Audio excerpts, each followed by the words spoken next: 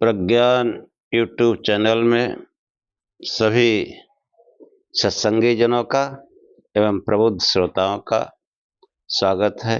सभी का अभिनंदन है और सभी को प्रेम पूर्वक जय श्री। मुंडक उपनिषद के तृतीय मुंडक में जो उसका दूसरा खंड है, जिसमें ये बताया गया कि ब्रह्मज्ञानी की ब्रह्म ज्ञान से मनुष्य की क्या अवस्था हो जाती है, उसका वर्णन पीछे आख्यान में किया गया और उसी वर्णन को आगे बढ़ाते हुए इस आख्यान में भी चर्चा करेंगे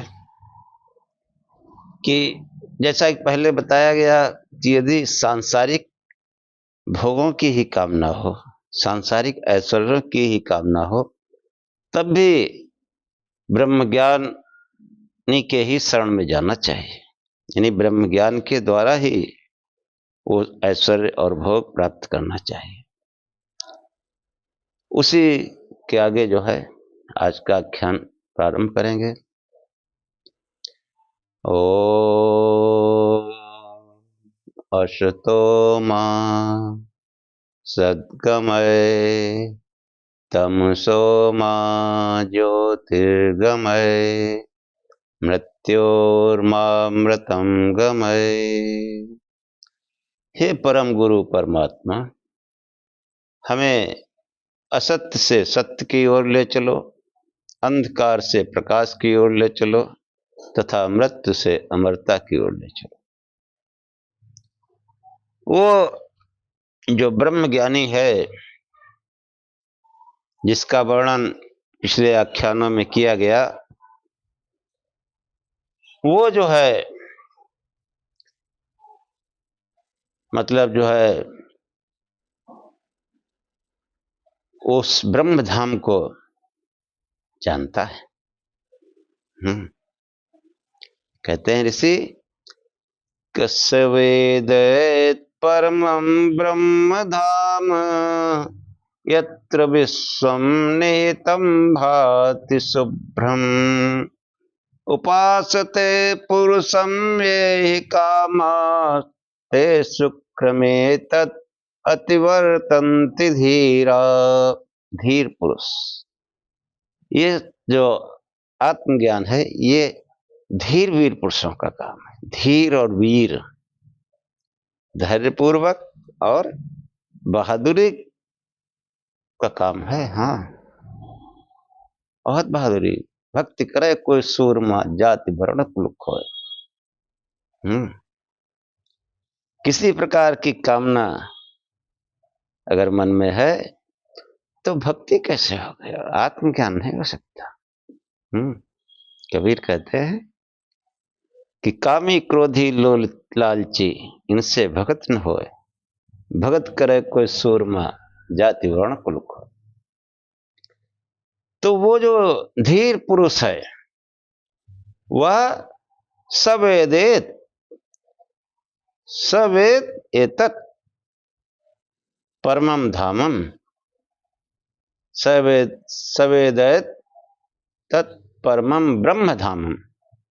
वह धीर पुरुष इस परम यानी श्रेष्ठ ब्रह्मलोक को जानता है, जिसमें निहित यत्र विश्वम निहितम भात शुभ्रम, जिसमें विश्व समस्त विश्व सब शुभ्र प्रतीत होता है, प्रकाशित प्रतीत होता है, प्रकाशित होता है। सब कुछ प्रकाशवान है, क्योंकि सूरज से तो सब निकला और सूरज परम प्रकाश हिरण्यगर्भ से निकला। तो सूर्य का जो अंश होगा, जो उसके ग्रह हैं, कि वो वैज्ञानिकों ने भी जब अंतरिक्ष में जाकर देखा इस पृथ्वी को, तो पृथ्वी प्रकाशवान नजर आती है।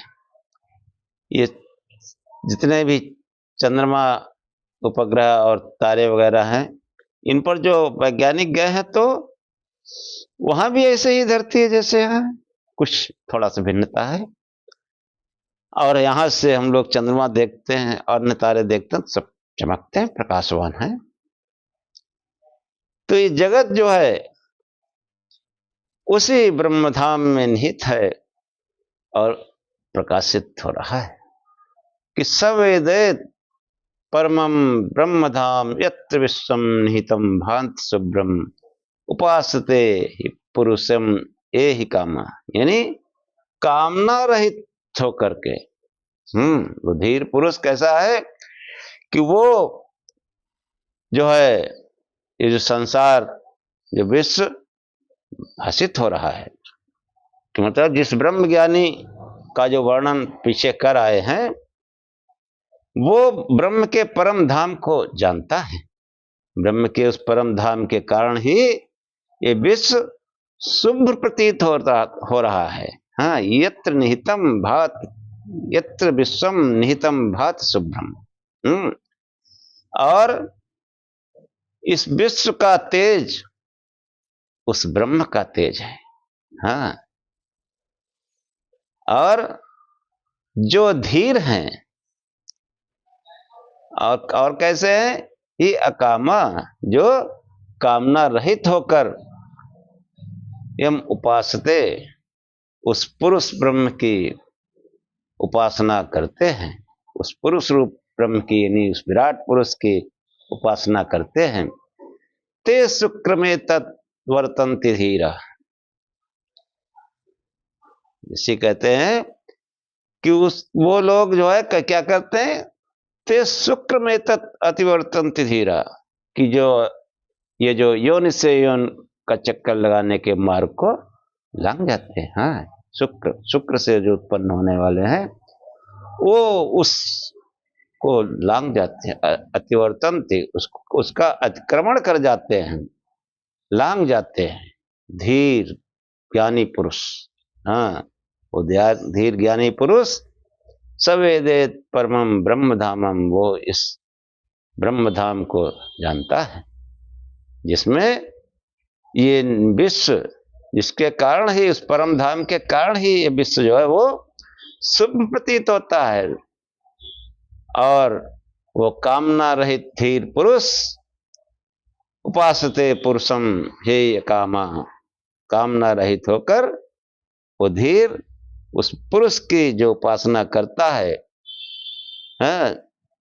ते शुक्र में तत् अतिवर्तन्ति धीरा, वो जो है योनि से योन में चक्कर लगाने का, हाँ, कि जो है वे शुक्र से उत्पन्न होने वाली, वीर से उत्पन्न होने वाली जन्म मरण को अतिवर्तन लांग जाते हैं। हाँ,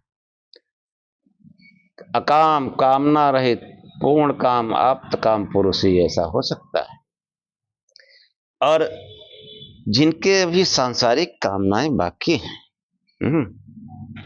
ये कामनाएं ही तो हैं जो हमको शरीर खींच लाती है। संसार की कामनाएं ही, कि पहले जो दृष्टा और भोक्ता की बात आई कि वो संसार रूपी वृक्ष में जीवात्मा परमात्मा दो पक्षी हैं, तो जीवात्मा क्यों संकट में पड़ता है कि वो इस संसार रूपी वृक्ष के फल खाने में निमग्न हो जाता है, बेवश हो जाता है, देखकर निमग्न हो जाता है, और फिर सोचनीय अवस्था में पहुंच जाता है, दुख को प्राप्त होता है। और भक्तों की दया से जब वो भक्त लोग उसको फिर उस दुख से उबारने के लिए उस ब्रह्म के मार्ग पर ले जाते हैं, उपासना की मार्ग पर ले जाते हैं, और फिर उसके शोक दूर हो जाते हैं। और जब तक वो फल खाने में मगन है, तब तक वो जो है वो संकट भी अवश्य होगा। संकट भी अवश्य होगा। तो जो लोग कामनाओं को ही सब कुछ माने बैठे हैं, उन्हीं कामनाओं के कारण उन्हीं हम जाते हैं। अंगिरा ऋषि कहते हैं कि कामान्य कामयते मन्यमाना सकामभिर्जायते तत्र तत्र पर्याप्त कामस्य कृतात्मनस्तु इहैव सर्वे प्रविलीयन्ते कामा। जो व्यक्ति कामनाओं को ही सब कुछ माने बैठा है उन्हीं की आराधना करता है। हाँ, सांसारिक वस्तुओं में ही आसक्त हैं, उन्हीं के आराधना में, उन्हीं के चिंतन में बैठे हैं, उन्हीं चिंतन में जो है रात दिन लगे रहते हैं। यही सांसारिक कामनाओं की तो आराधना सभी कर रहे हैं। ये मिल जाए, वो मिल जाए, हाँ, कितनी भी उम्र हो जाए तब भी पैसा कमाए रहो। तो वो जो है, जिसको जो है, जो व्यक्ति कामनाओं को ही सब कुछ माने बैठा है, हाँ, वित्त को ही, वित्त से सब कामनाएं पूरी होती हैं सांसारिक, तो उसी को सब कुछ माने बैठा है और उन कामनाओं से वो भिन्न भिन्न योनियों में उत्पन्न होता है। हाँ, कामान्या कामयते मन्यमाना स कामभिर्जायते तत्र तत्र पर्याप्त कामस्य कृतात्मनस्तु। जिस व्यक्ति के लिए कामनाएं पर्याप्त हो चुकी हैं, बहुत हो चुकी हैं, वो उसमें अब फंसा हुआ नहीं है, कृतात्मा हो जाता है। पर्याप्त कामस्य कृतात्मनस्तु, वो कृतात्मा हो जाता है, उसका सब ध्यान आत्मा में लग जाता है, सब ध्यान आत्मा में लग जाता है और उसकी सब कामनाएं यही लीन हो जाती हैं। हाँ, ये उसकी सब कामनाएं, यह सर्वे प्रबलीयन्ते कामः, यहाँ इस श्लोक में ही उसकी समस्त कामनाएं लीन हो जाती हैं और कामनाएं बनी रहे। हाँ, कामनाएं बनी रहे, लीन न हो, तो फिर इसीलिए तो भिन्न भिन्न योनियों का द्वार देखना पड़ता है। जो कामना है उसी ओर में जाएंगे। जो कामना है, हाँ, भगवान कहेगा ठीक है, इसकी कामनाएं कुत्तों वाली हैं तो कुत्ते में पहुंचा देगा। हाँ, हिंसक कामना है तो हिंसक पशु बना देगा, जाओ जंगल में खाओ पियो जाके। और क्या। तो कामान्य कामयते मन्यमाना स कामभिर्जायते तत्र तत्र पर्याप्त कामस्य कृतात्मनस्तु यह सर्वे प्रबलीयन्ते कामा। जो मनुष्य जो है विचार करता है, कठोरता से भजन ध्यान करता है, उसकी समस्त कामनाएं यहीं लीन हो जाती हैं, समस्त कामनाओं को प्राप्त कर लेता है इस जन्म में ही, और फिर वही आत्मा की कामना रहता है। हाँ, जो अनात्म वासना है वो आम व्यक्ति की जो है उसी में जाल में फंसा रहता है और आत्म वासना से वो अनात्म वासना हट जाती है। इसलिए आत्मा का चिंतन करते हुए, प्रकाश स्वरूप से चिंतन करते हुए इन सांसारिक वस्तुओं में उसको कोई आकर्षण नहीं रह जाता। पीछे के जो है मंत्र में आ चुका है, उसकी चमक के बराबर, उसके आकर्षण के बराबर संसार में कोई वस्तु है ही नहीं। हाँ, हिरण्यमय परे कोशे बिरजम ब्रह्म निष्कलम तत्सुभ्रम ज्योत्साम ज्योति तद्यत् आत्मविदो। कि आत्मविद लोग, आत्मज्ञानी लोग जिस खजाने को जानते हैं उसके सम्मुख इस स्वर्ण का खजाना मैला है, सिक्का है, सिक्का मैला है, उस खजाने के बराबर संसार में कोई वस्तु है ही नहीं। तो जो लोग ध्यान करते हैं कठोरता से, वो धीरे धीरे इस संसार से विरक्त हो जाते हैं और उनकी कामनाएं यहीं लीन हो जाती हैं और फिर वो वीर से उत्पन्न होने वाले जन्म मरण को त्याग देते हैं। हाँ, जिसकी कामनाएं पूरी हो जाती हैं वो मुक्त हो जाते हैं। और ऋषि कहते हैं ये जो है, ये आत्मज्ञान कोई बातें बनाने का काम नहीं है। इसको जो है आचरण में आना चाहिए कि ये जो है, ये आत्मा बातें बनाने का काम नहीं। आगे कहते हैं, नायम आत्मा प्रवचनेन लभ्यो न मेधया न बहुना श्रुतेन अमे वैस ब्रड़ते तेन लभ्य तस्य सात्मा विवर्ते तनुष्याम। कि आत्मा बड़े बड़े प्रवचनों से नहीं मिलता, बड़े बड़े भाषणों से नहीं मिलता। नायम आत्मा प्रवचन लभ्यो न मेधया, बहुत तर्क वितर्क बुद्धि की कसरत से भी नहीं मिलता। न बहुना श्रुतेन, बहुत कुछ पढ़ाई लिखाई पढ़ने सुनने से भी नहीं प्राप्त होता है। एवं वयस ब्रड़ते तेन लभ्य, जिसको वर लेता है, जिसका वर्ण कर लेता है, वो इसको प्राप्त करता है। और उसके सम्मुख ये आत्मा जो है अपने स्वरूप को खोल कर रख देता है, खोल के रख देता है। कि तस्य आत्मा विवर्ते तनु श्याम, कि आत्मा नायम आत्मा प्रवचनेन लभ्यो न मेधया न बहुना श्रुतेन एमेव स्मृते तेन लभ्या तस्य आत्मा विव्रते तनुस्वाम। कि आत्मा बड़े बड़े भाषणों से नहीं मिलता, तर्क वितर्क से नहीं मिलता, बहुत कुछ पढ़ने लिखने से भी नहीं मिलता। जिसको ये वर लेता है वही से प्राप्त कर लेता है, कर सकता है।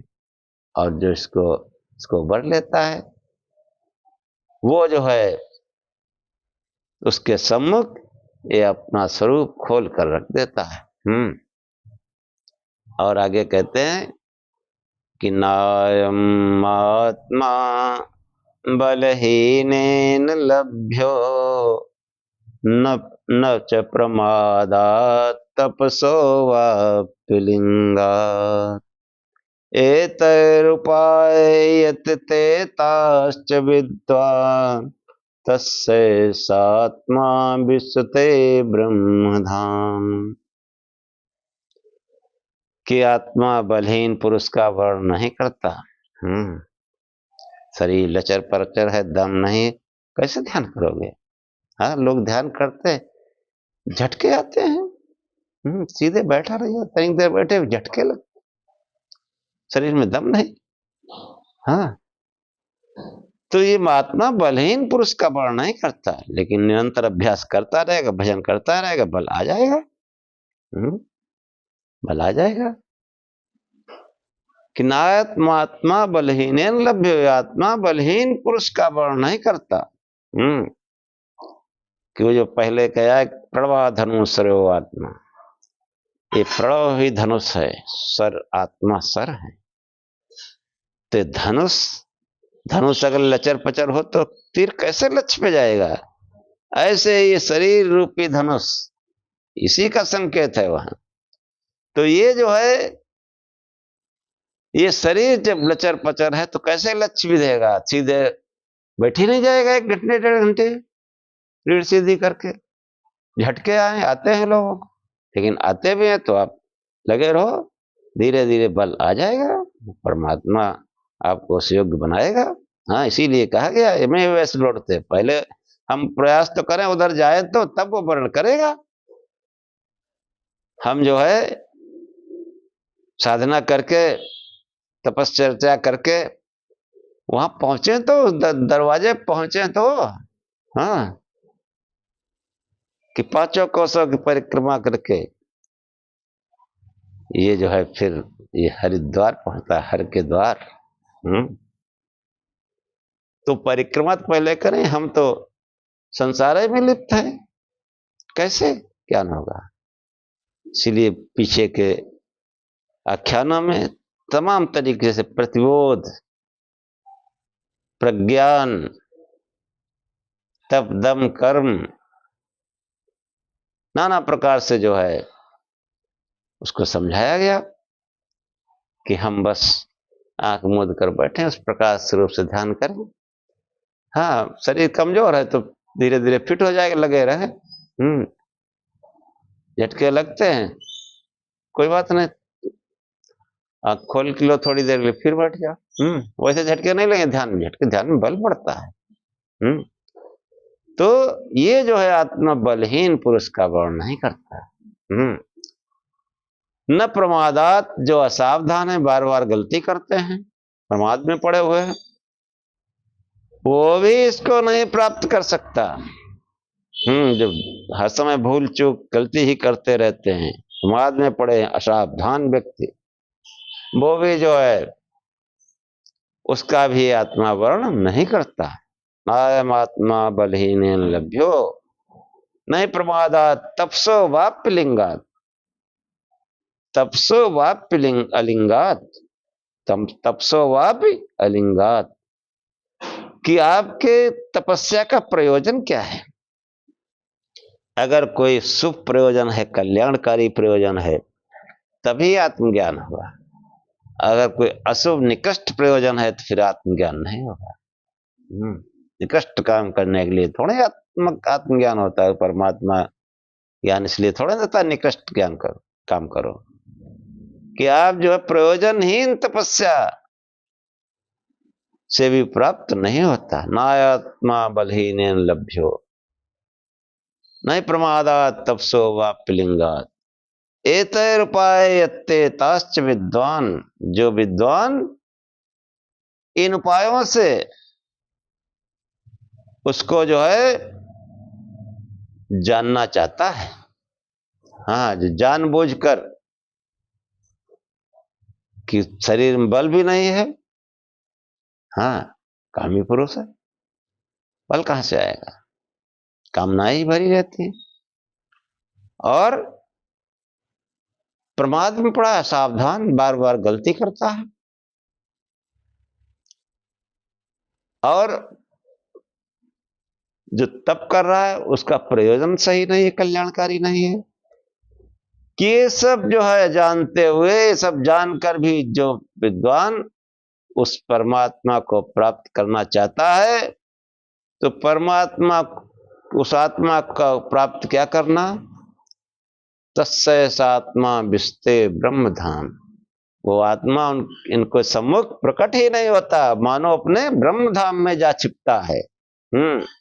कि आत्मा को शारीरिक बल से हीन व्यक्ति प्राप्त नहीं कर सकता, मानसिक प्रमाद में पड़ा हुआ व्यक्ति भी इसे प्राप्त नहीं कर सकता, अलिंग तप प्रयोजनहीन तपस्या करने वाला भी इसे नहीं प्राप्त कर सकता।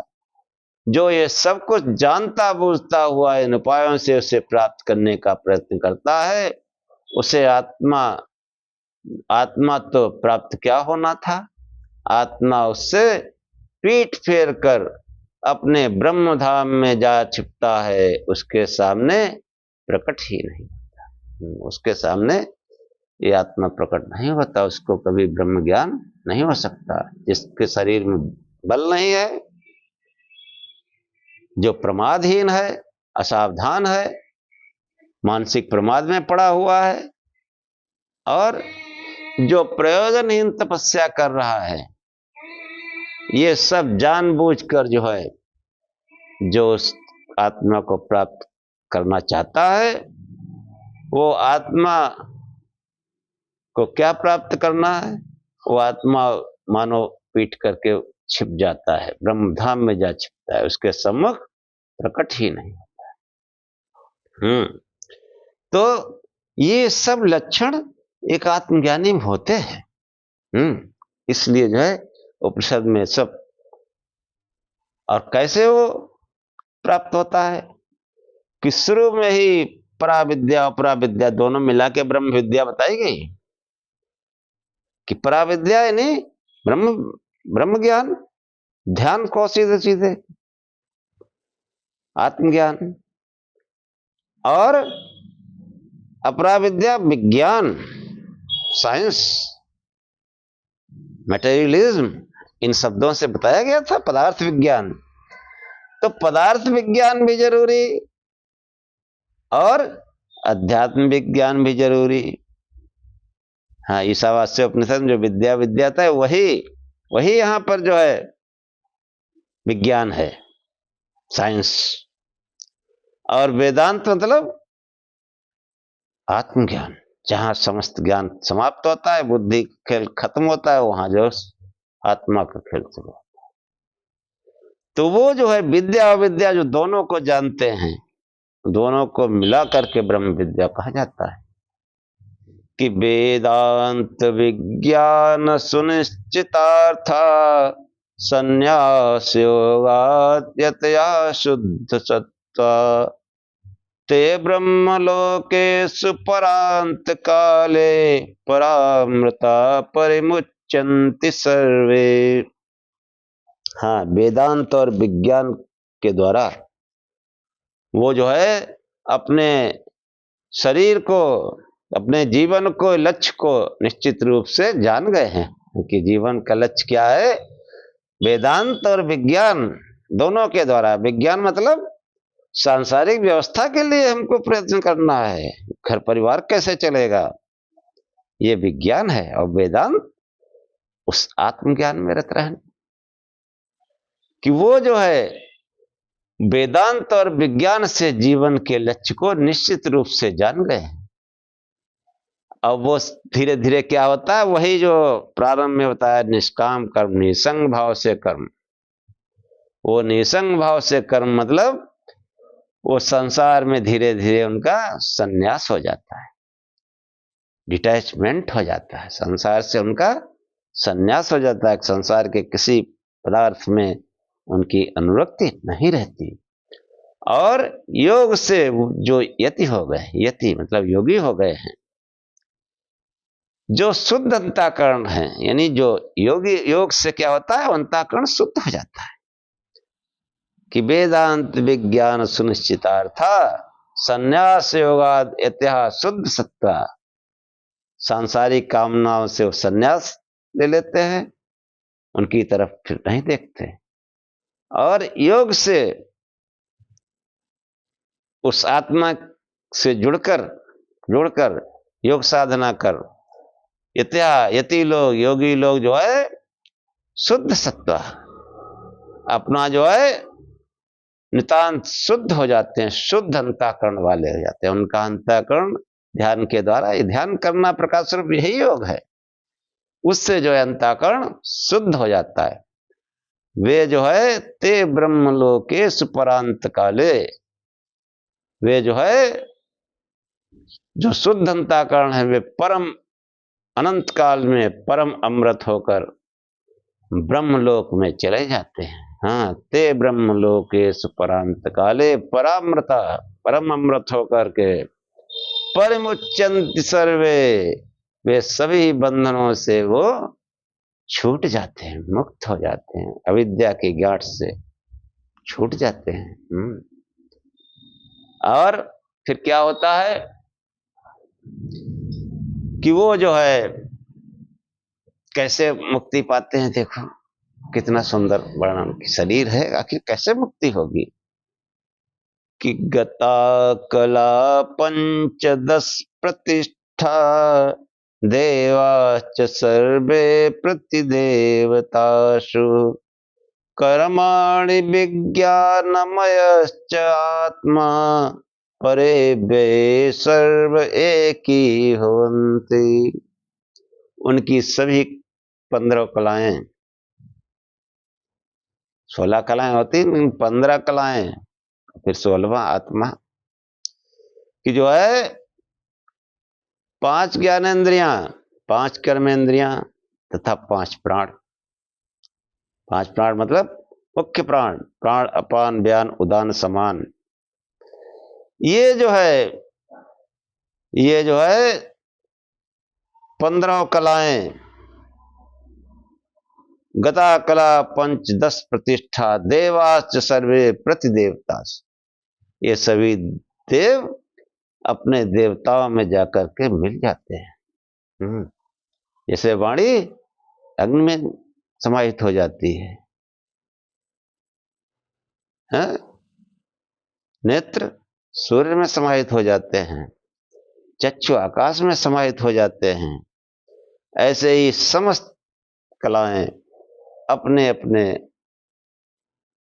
प्रतिदेवता मतलब जहां से उत्पन्न हुए हैं। जैसे आंख, सूरज से आंख बनी, समाहित भी उसी में होगी। आकाश से कान बने, समाहित भी उसी में होंगे। ऐसे ही समस्त कलाएं जो है वो अपने कारण में समझो लीन हो जाती, कारण में। हाँ, कि समस्त इंद्रियां अपने कारण में लीन हो जाती हैं।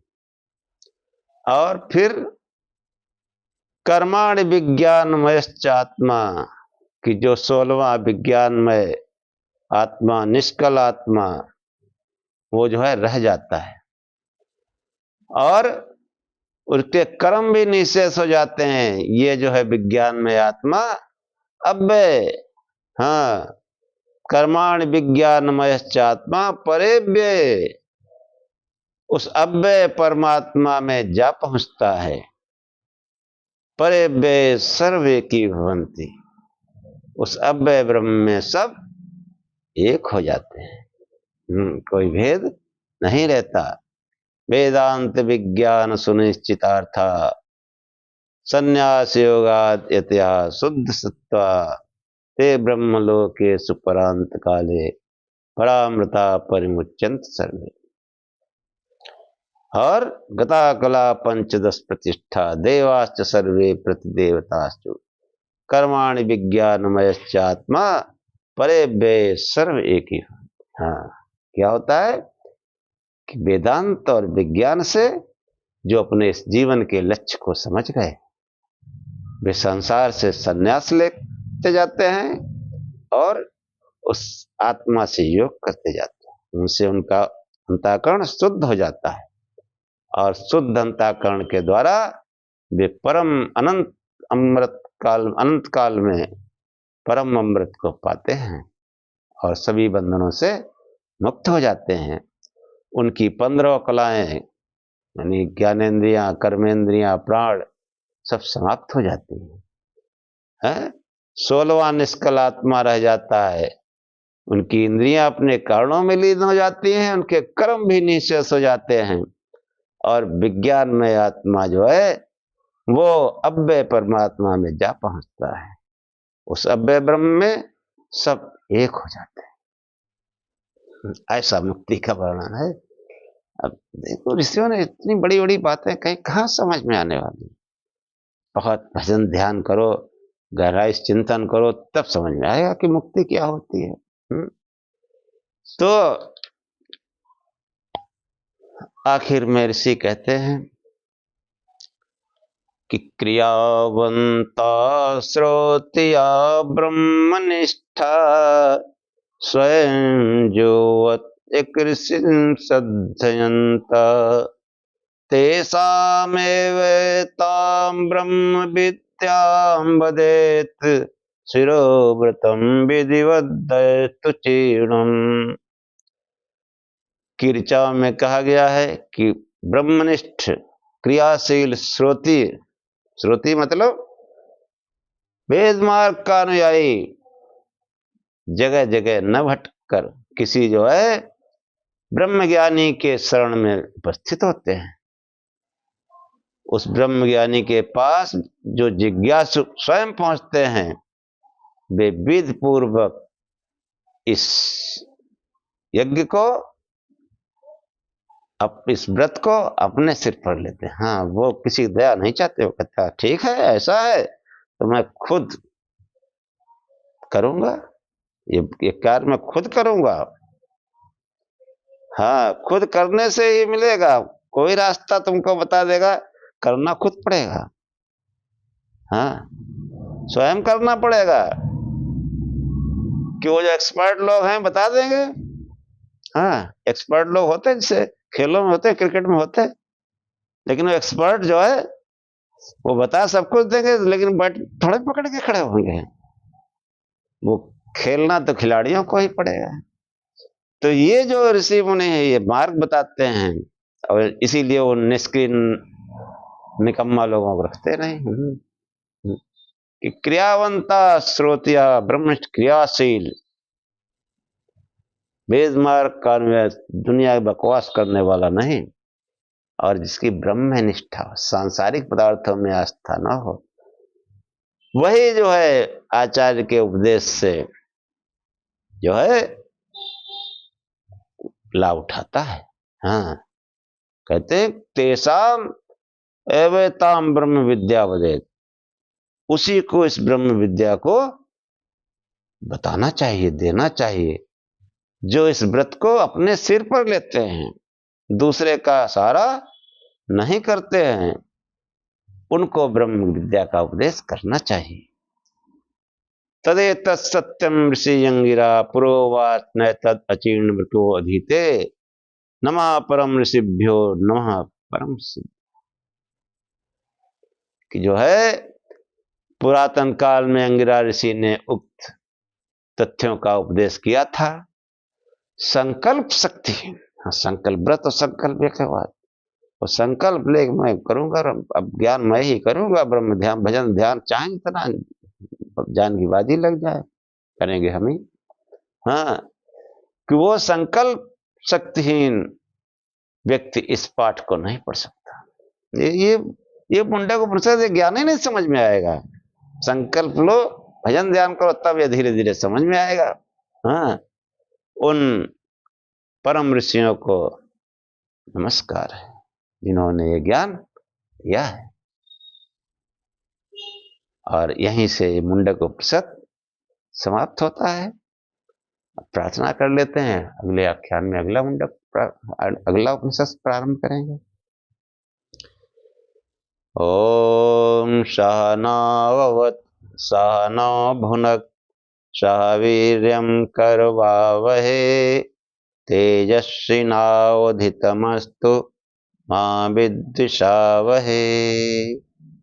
हे परमात्मा, हम श्रोता और वक्ता दोनों की साथ साथ रक्षा करें, साथ साथ पालना करें। हम दोनों साथ साथ पराक्रम करें। हमारा पढ़ा पढ़ाया एक साथ तेजस्विता को प्राप्त करें। हम आपस में द्वेष न करें। ओम शांति शांति शांति। हे परमात्मा, हम श्रोता और वक्ता दोनों को त्रिविध शांति प्राप्त हो, दैहिक दैविक भौतिक। न हमारे जीवन में कोई शारीरिक कष्ट आए, न कोई दैवी आपदा आए, और अन्य प्राणियों से भी जो है मुझे कोई कष्ट न हो। ये तीनों जो है देह, ये शरीर और ये दिव्य शक्तियां और ये जो समस्त प्राणी, ये हमको शांति देने वाले हैं। ओम शांति शांति शांति। जय शिव।